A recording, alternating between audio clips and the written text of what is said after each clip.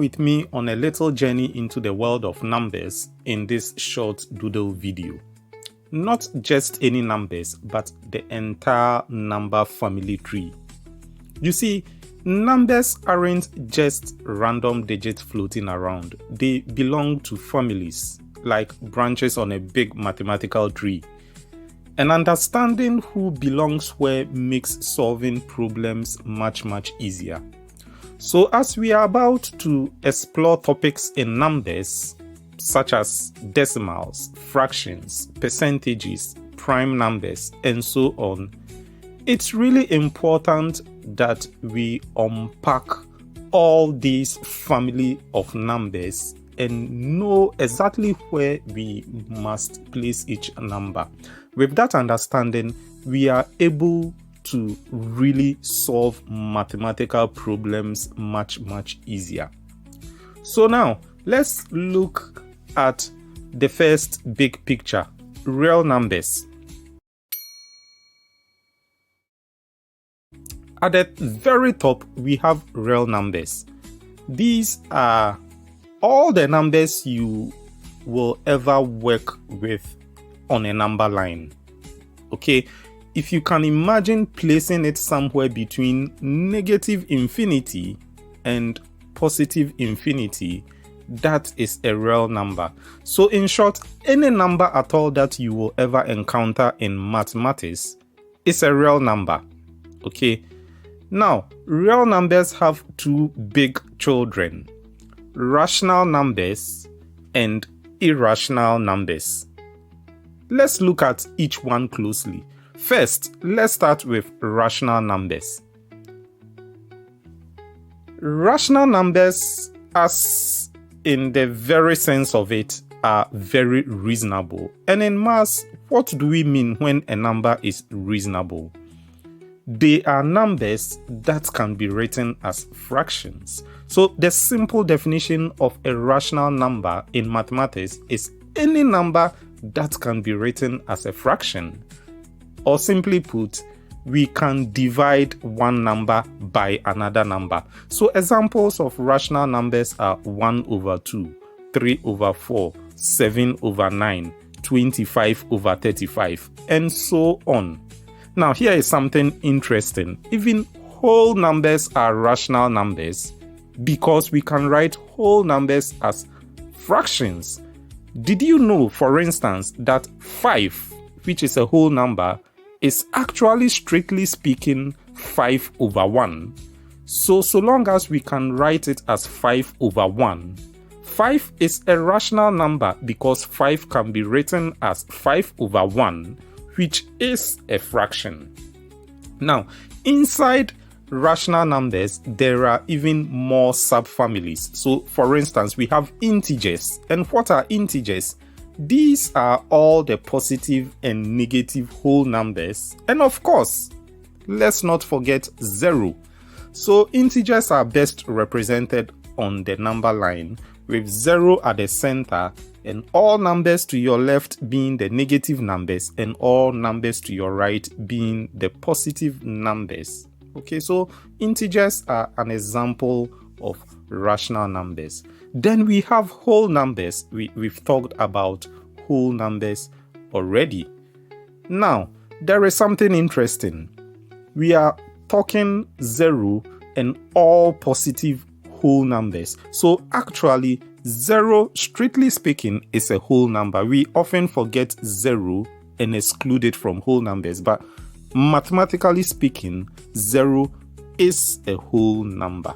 Then we have 1, 2, and 3, and so on. So 0 and all positive numbers are whole numbers, and these are part of the rational number family. Then we have natural numbers. Okay, these are your good old counting numbers. Okay, so counting numbers does not include 0. And how can we remind ourselves of what counting numbers are? If you got into any street, let's say London High Street or wherever you can think of, you will see that the numbering of houses actually starts from 1. You won't even see any house numbered 0 because 0 is not a natural number.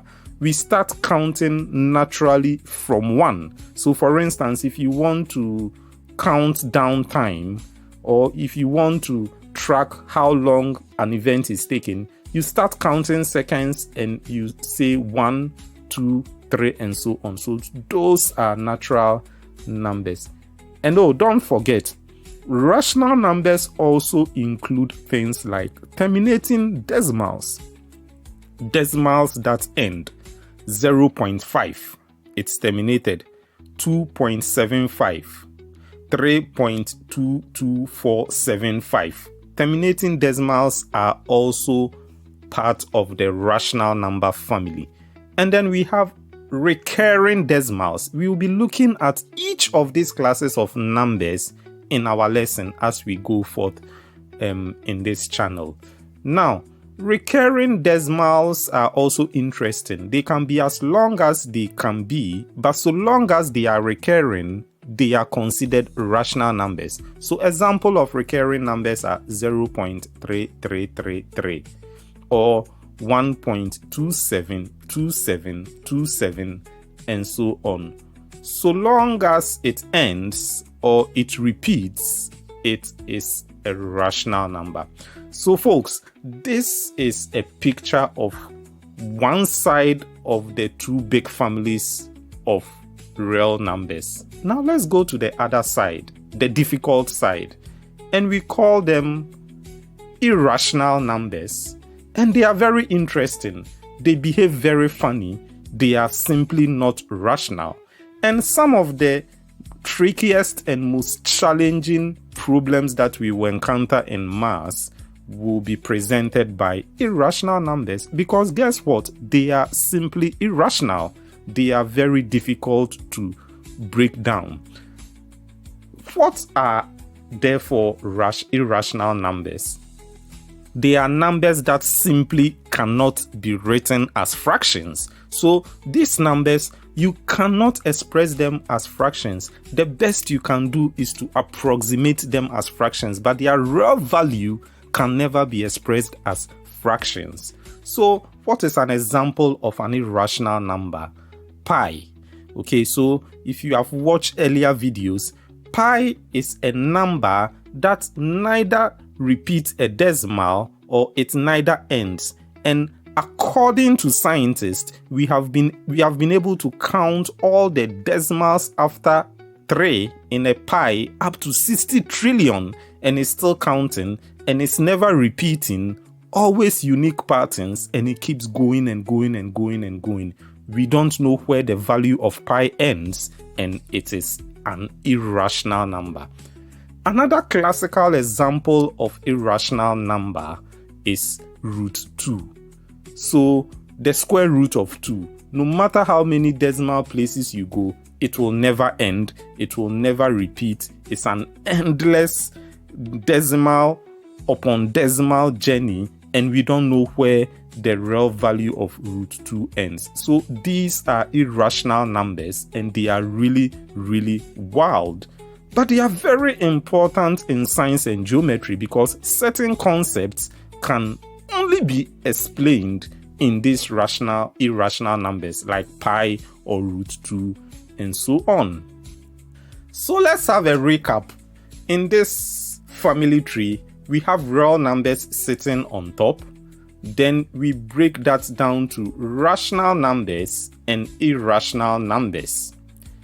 Under rational numbers, we have integers, we have whole numbers, we have natural numbers, then we have fractions, terminating and recurring decimals. Then on the other side of the divide, we have irrational numbers, and there isn't really much different categories of irrational numbers. They are simply numbers that cannot be expressed as a simple fraction. So there you have it. Just like a real family, each type of number plays a role. And when you learn which number belongs where, it's like having a map to solve problems faster and smarter. And that is why this video is important. As we make our journey into the various topics that we are required to go through in high school mathematics or secondary school mathematics, you will find this structure very helpful. It helps you put things in proper perspective and quickly help you to figure out a proper solution to a math problem. So next time you see a number, ask yourself, which branch of the tree are you from? Talk to the numbers, and then you will find out that they belong somewhere in this family of numbers that we have explained. Thank you very much, and let's move on to our next lesson.